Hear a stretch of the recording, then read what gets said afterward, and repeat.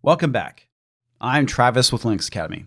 In this lesson, we're going to start working with Docker secrets to go and protect sensitive data. There's two ways we can go and create secrets.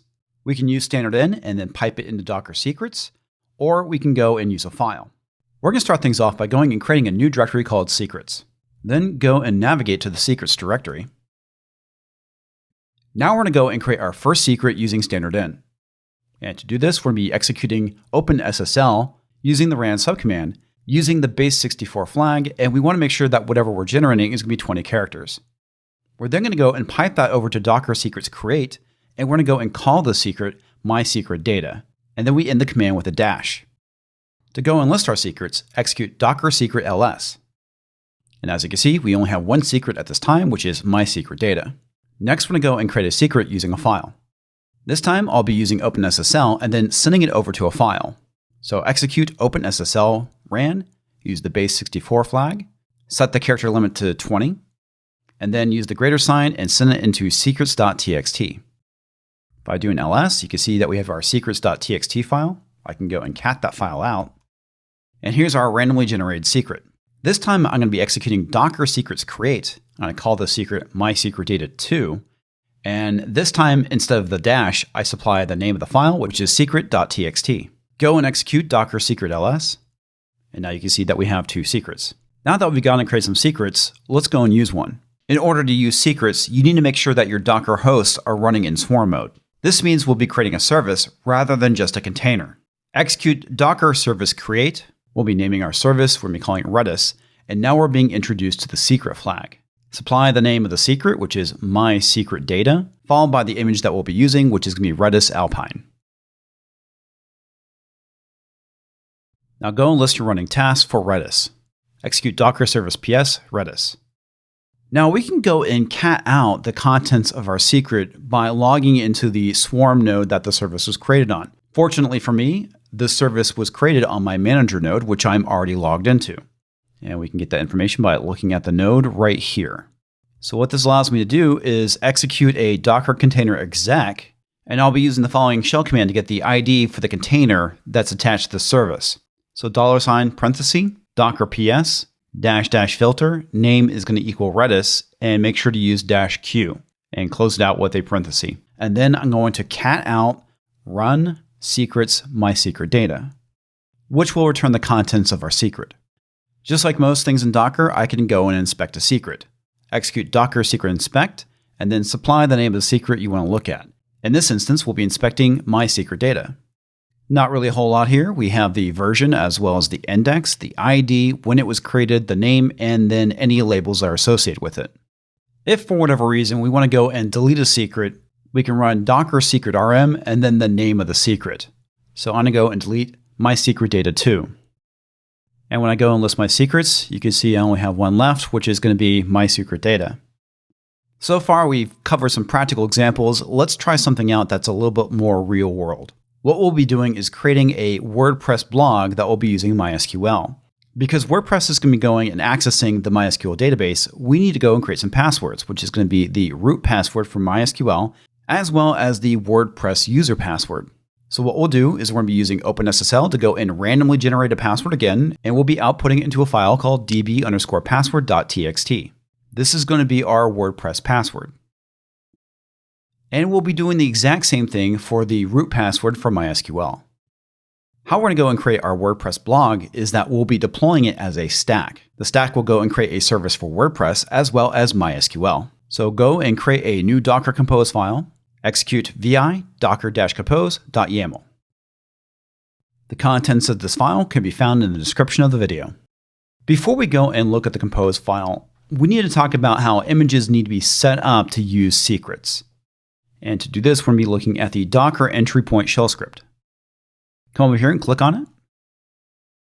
And then look for this function right here, file env. It's going to look for any environment variables that has _file appended to the end. For the DB service, we have two environment variables that have _file appended to the end. We have MySQL _root _password _file, as well as MySQL _password _file. So these two variables will be found. The name of the environment variable is going to be saved to file var, and ultimately what we're going to do is that we're going to go and grab that file and then save its contents over into val.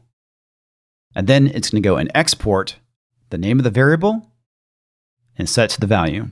This means that when we set a secret to MySQL root password file, it's going to go and take the contents of that file and then save it to the environment variable MySQL root password.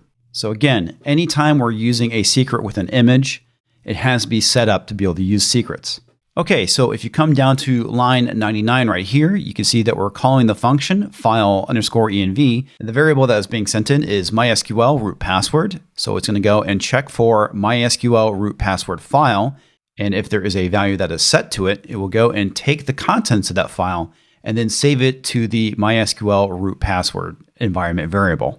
Starting at the very top, we want to make sure that we use version 3.1 of Docker Compose. If you don't use 3.1, you're going to have a problem with secrets. We're going to be setting up two services, the DB service, which is going to be MySQL, and then our WordPress service. The image we'll be using is MySQL tag to 5.7. We're going to be setting up a single volume, which is going to be DB data, and it's going to be mounted into var lib MySQL. The DB service is going to be using a single network, which is MySQL internal. This is going to be a private network. And we're going to be setting up an alias for DB. The WordPress service will be using this alias to go and communicate with the DB service. Now we're getting into the environment variables.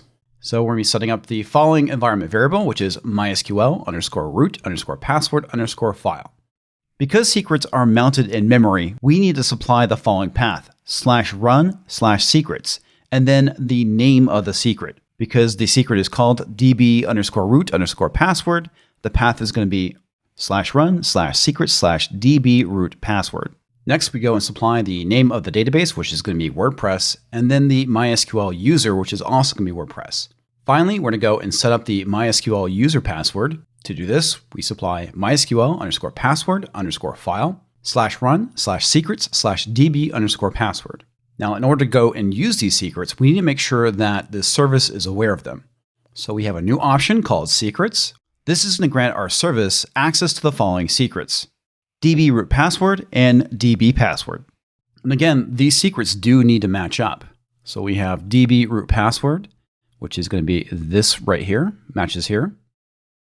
And then we have DB password, which maps over to DB password. And now we set up our WordPress service. We want to make sure that it depends on the DB. So the DB will come online first, and then the WordPress service. We're going to be using the latest WordPress image, and this service will be connected to two networks. We have MySQL internal. We'll also be using an alias. We're just going to call this WordPress. And then we have our WordPress public network. We'll be setting up the following ports. We'll be mapping 8001 over to 80 on the container. And now we're going to go and set up our environment variables. Just like before, we're going to be setting up WordPress DB host. We're going to supply the alias followed by the port. So DB:3306. We need to make sure that we go and use WordPress as the WordPress DB user. The WordPress image is going to have an entry point script very similar to how things function for the MySQL one. It's going to be taking the contents of run secret DB password, and it's going to be saving it into the environment variable for WordPress_DB_password. We need to make sure that we supply our secrets, which is going to be DB_password. We don't have to worry about the root password. And then we now have a new top level key, which is secrets. In here, we're going to go and supply the name of the secret. And again, this is going to match with what we set up for both WordPress and MySQL. And then we go and supply the file, which is going to be what we created, db_password.txt. And these files need to be in the same directory where we go and execute docker stack deploy. We're going to be doing the exact same thing for the root password. We're going to be setting up a secret called db_root_password. And we're going to be supplying the file, which is db_root_password.txt. We'll also be configuring our volume for db_data, and then our networks. So I've added something in new. I want to go and make sure that you guys know about the driver option. So for MySQL_internal, we're going to be using the driver option of overlay. This is set by default, but you do have the ability to go and tell Compose which driver you're going to be using. We want to make sure that this is a private network, so we're setting internal to true. And finally, we're setting the WordPress public network, and we're also setting the driver to overlay. So let's go ahead and save and quit. Now that we've gone and created our Docker Compose file, let's go and deploy the stack. Execute docker stack deploy. Use the compose file flag to supply docker-compose.yaml, and we'll be calling the stack WP. Now that our stack is done deploying, let's go and list our secrets. We have 2 new secrets, WP_DB_password, WP_DB_root_password. And those are the 2 secrets that were deployed by the stack. And we know this because WP is appended to the beginning of both of those secrets. So as soon as I go and remove the stack, those secrets will be destroyed as well. Now we can go and list our stack, and you can see that we have 2 services. And we can go and list out our services by executing docker service ls. Down at the bottom, we have WP_DB and WP_WordPress. Both are showing 1-of-1 replicas, so it looks like everything is online. Now go and access the WordPress blog. To do this, use your public IP of your manager, followed by 8001. This will go and take you to the install screen. Go ahead and select the language you are the most comfortable with, and then come over and click continue. Go and fill out the information and make sure you go and save the password and click install. Now come over to click on login. Enter your username followed by your password. And there you go. We now have a WordPress blog that is using secrets. Go ahead and mark this lesson complete.